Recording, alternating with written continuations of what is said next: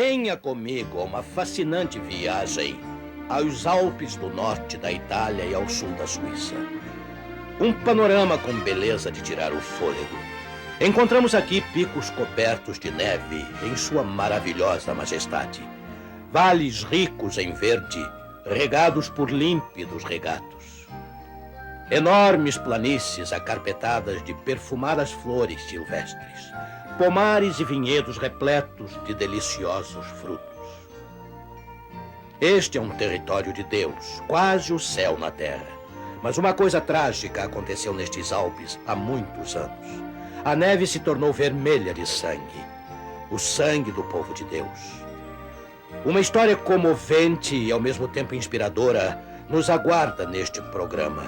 E uma fascinante profecia bíblica também. Está escrito, com George Vanderman, apresentando o Cristo vivo como resposta às suas necessidades mais profundas. Hoje, por que tantas religiões?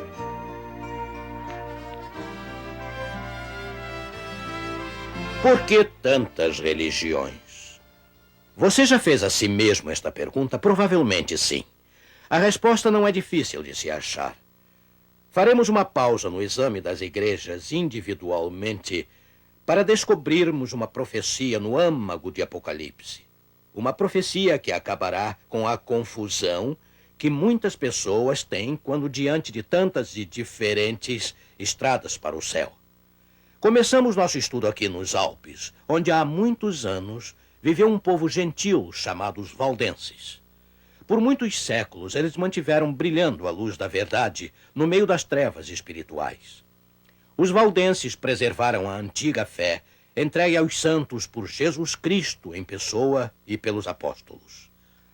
A fé que havia sido negligenciada e mal utilizada pelos líderes religiosos. Nos encontraremos de novo com os valdenses mais tarde neste programa, mas primeiro quero lhe fazer uma pergunta. A evidente erosão da fé pela igreja cristã surpreende você? Afinal, o Velho Testamento registra uma ligação contínua com a apostasia, e o Novo Testamento predisse que a história se repetiria. Mais uma vez, um afastamento constante da verdade iria corromper a verdadeira fé.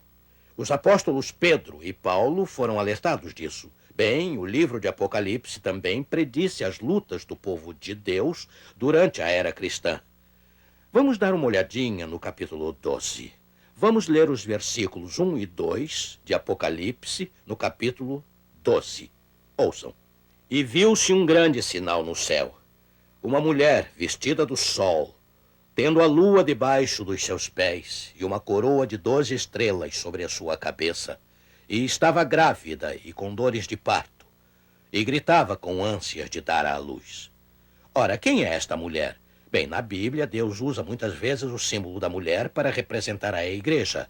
Uma mulher pura, entende? Para representar seus sinceros seguidores, e uma mulher imoral para representar o cristianismo caído. Portanto, esta mulher pura de Apocalipse 12 deve representar o povo fiel de Deus. E note que a mulher estava grávida. Uma criança está sendo atacada. Veja nos versículos 3 e 4. E viu-se outro sinal no céu, e eis que era um grande dragão vermelho. E o dragão parou diante da mulher que havia de dar à luz, para que, dando ela à luz, lhe tragasse o filho. O dragão aqui não é outro senão Satanás, o inimigo mortal da igreja. Lembra-se de como Satanás, trabalhando através de Herodes, o imperador romano, tentou destruir Cristo, matando os bebês do século masculino em Belém? Mas o menino Jesus escapou com seus pais, Maria e José. Você conhece a história. Depois que Cristo cresceu e começou seu ministério, o inimigo o atacou com uma nova estratégia. Ele abordou o Senhor no deserto com várias tentações ardilosas. Mas Jesus se recusou a trair a sua fé. Enfurecido, Satanás tentou ainda outra tática. Ele atraiu os líderes religiosos com seus enganos. Assim que obteve o controle da liderança religiosa da época, O inimigo usou os líderes para perseguir Jesus. Eles aparentemente venceram Cristo lá na cruz, mas ele ressurgiu vitorioso do túmulo para ascender ao trono de Deus. Note, o versículo 5 diz a mesma coisa. Nasceu-lhe, pois, um filho varão que há de reger todas as nações com cetro de ferro, e o seu filho foi arrebatado para Deus até o seu trono. O diabo ficou totalmente frustrado com seus ataques contra o Filho de Deus. Assim, decidiu voltar-se contra a mulher, a igreja. Ele atacou o povo de Deus com a mesma estratégia que havia usado contra Jesus. A história se repetia de uma maneira incrível. Ouça o que aconteceu. Primeiro, o diabo tentou matar a igreja primitiva. Ele usou os líderes romanos como seus agentes, como havia feito contra o menino Jesus. Mas apesar da feroz perseguição de Nero e seus sucessores, o cristianismo sobreviveu e cresceu. Satanás percebeu que não poderia destruir o povo de Deus pela violência. Assim, o inimigo se aproximou da igreja com tentações sutis. Ele determinou atrair seus líderes, fazendo concessões em sua fé. Muitos recusaram-se a ceder, permanecendo fiéis ao seu Senhor como Jesus tinha sido quando tentado. Mas o inimigo conseguiu mais uma vez manipular os líderes religiosos da época. E como na época de Cristo, a verdade ficou enterrada debaixo da tradição. O povo fiel de Deus, ao recusar participar da apostasia, foi marcado para morrer, como Jesus tinha sido. A história registra o fato trágico. Leia em qualquer biblioteca. Os líderes religiosos martirizaram milhões de crentes sinceros sem nenhum crime maior do que o de seguir a palavra de Deus. Durante muitos séculos, os santos tiveram que viver escondidos. Está no versículo 6 de Apocalipse 12. E a mulher fugiu para o deserto, você sabe, a igreja, onde já tinha lugar preparado por Deus para que ali fosse alimentada durante 1260 dias. Ora, temos aqui uma profecia de tempo. Um período de perseguição durando 1260 dias. Estes dias são literais ou eles são simbólicos? É útil lembrar que o livro de Apocalipse lida com símbolos. Lembre-se também que a perseguição durou muitos séculos. Muito mais esses 1260 dias. Mas provavelmente 1260 anos. Não seria esse, afinal, o tempo indicado pela profecia, 1260 anos? Aparentemente sim, porque na profecia simbólica, um dia deve representar um ano. Isto é o que os reformadores ensinaram. Martinho Lutero e outros criam que este período de tempo representava 1260 anos de opressão sobre a igreja na Idade Média. E a história confirma isso. No século VI, a igreja foi influenciada pelo imperador Justiniano a expedir um decreto retirando toda a proteção aos hereges, como eram chamados os fiéis seguidores de Deus. E essa perseguição tinha atingido uma fúria incontrolável em 538 depois de Cristo. Somando-se 538 com 1260 anos, isso nos leva a um pouco antes da nossa época, 1798. Nesse ano exatamente, Napoleão interrompeu o poder que vinha oprimindo os fiéis. Assim, durante os séculos negros, como a profecia de Apocalipse predisse, o povo de Deus foi para os esconderijos. O versículo 16 nos diz que, e a terra ajudou a mulher. As montanhas dos Alpes e de outros lugares remotos da terra promoveram a proteção da igreja. Ela sobreviveu. Apesar de tudo, a luz da verdade jamais se apagou por completo, embora tenha ficado bem fraca às vezes. Os valdenses. Venha comigo visitar sua capela secreta, chamada Chiesa della Tanna, que quer dizer Igreja da Terra. Só apoiado nas mãos e joelhos, você consegue descer o túnel rochoso até o salão de reunião deles. Nesta mesma caverna, perfeitamente camuflada pela natureza, os valdenses por muitos anos adoraram a Deus escondidos. Mas chegou finalmente o dia quando um grupo deles foi cercado aqui por soldados que fizeram uma fogueira na abertura. O oxigênio foi consumido e os valdenses cantaram louvores a Deus até deixarem de respirar, felizes por darem sua vida em vez de renunciar à sua fé. Não. Ninguém sabe quantos crentes verdadeiros derramaram seu sangue durante o longo exílio da igreja no deserto. Mas assim como Deus cuidou do seu filho, ele também preservou seu povo. E quando Jesus saiu do túmulo vitorioso, a igreja finalmente emergiu de sua hibernação no deserto. A esta altura eu quero informar que a palavra igreja aqui não significa religião. A religião luterana, a religião batista, a religião adventista, não. No Novo Testamento, a palavra igreja, da palavra grega eclésia, quer dizer simplesmente os chamados por Deus. Você não gostaria de ser um dos que são chamados por Deus? Vamos ver agora uma ilustração que ajudará a entender a experiência do povo de Deus em Apocalipse 12. Suponha, por favor, que você está em pé ao lado de uma colina, vendo uma enorme planície numa extensão de muitos e muitos quilômetros. Você nota uma estrada de ferro, só dos trilhos, cruzando a planície e desaparecendo em um túnel. De repente, você ouve o som de um trem se aproximando. E aí você a vê, uma enorme locomotiva antiga com 2 vagões de passageiros. Ela passa velozmente, digamos, a 100 km por hora. Uma linha apenas, lembre-se. Agora, se a locomotiva preta, com os seus belos vagões Pullman, desaparece num lado do túnel, você não esperaria que a mesma locomotiva preta, com os mesmos vagões Pullman, saíssem do outro lado? É claro que sim. Mas e se, porventura, a locomotiva preta, com os 2 belos vagões de passageiros, entrar por um lado da montanha e do outro lado sair um trem diesel moderno puxando vários vagões?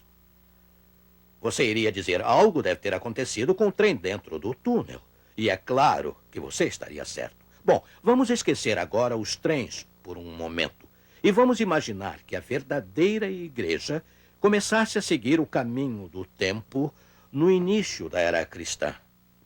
Visualize a igreja de Apocalipse 12 com a sua fé pura, viajando pelos séculos, passando o 1º século, o 2º século, o 3º século e o 4º. Ali pelo ano 538, tornou-se necessário, a fim de preservar sua fé, que ela se escondesse, e assim ela desaparece no túnel do deserto por mais de 1000 anos.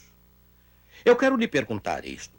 Você não esperaria que a mesma igreja, ensinando o mesmo conjunto de verdades que havia sumido de vista tantos e tantos anos antes, emergisse do túnel do deserto, ensinando a mesma mensagem que os primeiros cristãos ensinaram? Claro que esperaria. Mas e se do túnel saísse não uma igreja, mas muitas igrejas, muitas religiões diferentes? Você diria que alguma coisa deve ter acontecido dentro do túnel. E é claro, você estaria certo. A história da igreja revela que algo perturbador aconteceu durante a Idade Média. A verdade sofreu, tornou-se fragmentada, todavia sobreviveu. Temos notado como Deus interveio para restaurar a verdade negligenciada parte por parte, como ele levantou reformadores um por um para trazer de volta a verdade que tinha sido esquecida durante os longos séculos no deserto. Martinho Lutero apareceu em cena para restaurar a pulsação do cristianismo. E a reforma começou, mas ela só terminou no século XVI. A luz apenas começava a surgir no deserto do túnel. Francamente, poderíamos esperar que todas as verdades escondidas por tanto tempo poderiam ser recuperadas de imediato, todas de uma vez? Não, provavelmente não. Lutero redescobriu que o perdão vem pela fé somente em Jesus Cristo. E assim temos a igreja luterana. Mas a importância de algumas outras verdades não foi vista claramente por Lutero. Algumas dessas verdades negligenciadas nós já discutimos nesta série de programas, tal como o batismo por imersão, que foi recuperado pelos anabatistas. Anabatistas, como vê, aproximaram-se dos grandes estudiosos protestantes e os instaram a aceitar essa nova luz. Seria de se esperar que aceitassem, mas não aceitaram. De modo que temos hoje a Igreja Batista. E quando outras verdades vieram através de Wesley, as igrejas estabelecidas o recusaram. Isso fez nascer os metodistas. A história continua assim. Você vê, o nosso problema é a triste tendência humana de confiar no passado, traçar um círculo em torno de nossas crenças e chamá-las de credo, trancar-se em um credo. Agora, estes credos originais ajudaram a reinstalar os alicerces do cristianismo, mas eles não fizeram provisão para a luz futura. E por isso temos tantas religiões hoje.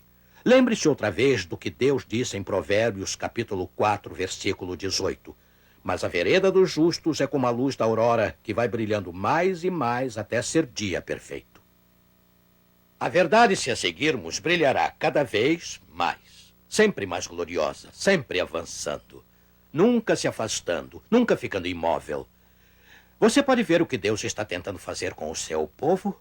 Ele quer preservar cada raio de luz que cada reformador guardou tão cuidadosamente, acrescentando a ele novas verdades descobertas, que também haviam se perdido através dos séculos. Ele não iria querer apresentar este pacote inteiro, esta mensagem em toda a sua beleza original, a um mundo tão desesperadamente necessitado? E isso vem acontecendo. Lenta, mas seguramente, as verdades há muito escondidas vêm surgindo da confusão da Idade Média. À medida que verdades adicionais são recuperadas, outros movimentos têm passado a existir, cada um liderando nova luz redescoberta. Vamos agora ver o último versículo de Apocalipse 12, o versículo 17. E o dragão, Satanás, irou-se contra a mulher, a igreja, e foi fazer guerra ao resto da sua semente, os que guardam os mandamentos de Deus e têm o testemunho de Jesus Cristo. Temos aqui uma descrição do povo de Deus dos últimos dias. Lembre-se, não estamos falando sobre religiões especificamente agora, mas apenas do povo de Deus. Você notou as marcas que os identificam. Guardar os mandamentos de Deus e guardar o testemunho de Jesus. A fé em Cristo e a guarda dos mandamentos de Deus vão juntas, percebe? Os 10 mandamentos. Poderão eles conter verdade negligenciada também? Talvez, quando criança, você os tenha decorado. E quanto ao 4º mandamento? Ele não é uma verdade muito negligenciada? Você já notou que o 4º mandamento, o mandamento do sábado, é diferente dos outros? 9 dos mandamentos nos dizem o que devemos fazer para Deus e para o nosso próximo. Mas o mandamento do sábado nos diz o que Deus fez por nós. E ele nos convida a partilhar do descanso merecido por Deus por sua obra. Vamos ler este 4º mandamento juntos. O que me diz? Lembra-te do dia do sábado para o santificar. 6 dias trabalharás e farás toda a tua obra. Mas o 7º dia é o sábado do Senhor teu Deus. Não farás nenhuma obra, porque em 6 dias fez o Senhor os céus e a terra, e ao 7º dia descansou. Portanto, abençoou o Senhor o dia do sábado e o santificou. O 7º dia, sábado, nos convida com certeza a celebrar a obra de Deus como nosso Criador. E há uma outra razão por que adoramos a Deus. Há uma outra para santificarmos o 7º dia. Ouça, venha comigo reverentemente até o Calvário. É a tarde de sexta, perto da hora de saudar o sábado. Jesus, pendurado na cruz, relembra tudo o que ele fez pela nossa salvação. E aí, já agonizando, ele proclama: está consumado. Missão cumprida. Humanidade redimida. Outra vez, Jesus descansa, no sábado, em homenagem à sua obra terminada, assim como ele fez após a criação. Só que desta vez ele descansa no túmulo. E em seguida, ao descanso do sábado, Cristo levanta e ascende até o trono dos céus. A ideia de adorar no sábado, o 7º dia, o sábado do 4º mandamento, pode ser nova para você. Ou você pode ter ouvido dizer que a guarda do sábado é legalística. Bem, nada poderia estar mais longe da verdade. Sabe, a palavra sábado em si quer dizer descanso. É o oposto de trabalho. Cada semana, o sábado nos convida para nos afastarmos das obras humanas e descansar nas obras de Deus. E isso, meu amigo, é o Evangelho. Sem o descanso do sábado, a nossa obediência à lei de Deus seria legalismo. Jamais esqueça, não somos salvos por guardar a lei de Deus, e sim por descansarmos em Cristo. Isso é o Evangelho. E é também a mensagem do sábado. Entre os deveres essenciais esboçados na lei, o sábado nos oferece descanso. Nas obras de Cristo por nós. Agora, entendemos por que Jesus proclamou a si mesmo o Senhor do sábado. Mostramos a nossa fé a Jesus, nosso Criador, nosso Redentor, descansando no 7º dia. O sábado nos faz lembrar da maior coisa que nosso Senhor fez por nós. As razões por que o adoramos. E isso traz à tona uma pergunta. Já que o 7º dia, que chamamos de sábado, é evidentemente o dia de culto do Senhor, porque muitos cristãos guardam o primeiro dia da semana, o domingo. Bem, nós vimos no programa anterior que a Igreja da Idade Média, sem autorização das Escrituras, assumiu a responsabilidade de mudar o sábado para o domingo. Por volta do século XVI, cristãos fiéis aqui e ali ainda guardavam o 7º dia. Um grupo de anabatistas, por exemplo, observava o sábado apesar da feroz perseguição. Bem, finalmente a verdade negligenciada e quase esquecida sobre o sábado, 7º dia, foi recuperada. E desde o século XIX, milhões de cristãos ao redor do mundo têm começado a adorar no sábado da Bíblia. Que herança Deus tem para nós hoje, destacando as verdades vitais resgatadas pelos grandes reformadores. E agora, nos gloriosos momentos finais da Reforma, ainda redescobrindo verdades. Não devíamos todos continuar avançando em direção à luz? Que desafio para o cristão alerta e fiel. E agora, quando nos aproximamos do encerramento do programa, eu quero contar para vocês uma pequena história que ocorreu não faz muito tempo. Um menino apacentava as ovelhas do pai e não muito distante, naquele vale, um outro garoto vizinho apacentava também as ovelhas do seu pai. Bem, os garotos ficaram muito amigos. Um dia, uma forte tempestade chegou, de repente, e os garotos, com suas ovelhas, se refugiaram dentro de uma grande caverna. Quando a tempestade passou e era hora de eles voltarem, surgiu um problema para eles. Não conseguiam separar as ovelhas. Algumas eles conheciam, mas outras eles tinham dúvida. Finalmente, desesperados, com medo de apanhar de seus pais, eles rumaram para casa. Um seguiu por uma trilha e outro por outra. E o que você acha que aconteceu? Sim, as ovelhas se separaram sozinhas, perfeitamente, cada ovelha seguindo seu próprio pastor. Está vendo? Dava para pegar qualquer ovelha daqueles rebanhos e dizer a quem pertencia pelo pastor que ela seguiu. É assim que se sabe. Você é uma das ovelhas de Cristo? Você é, se você o seguir quando ele revela a sua verdade em sua palavra. Seja qual for essa verdade. E você pode tomar essa decisão perante o Senhor, agora mesmo, enquanto oramos.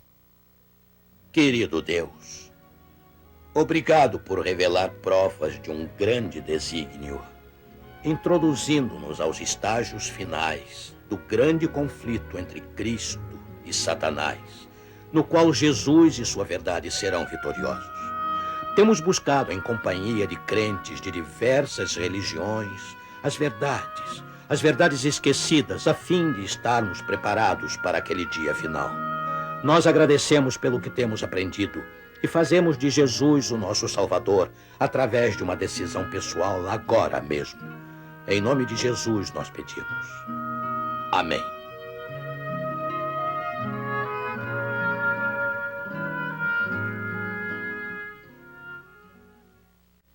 É uma pena, mas chegou o momento de dizer até logo a todos. Mas lembrem-se, está escrito, não só de pão viverá o homem, mas de toda a palavra que sai da boca de Deus.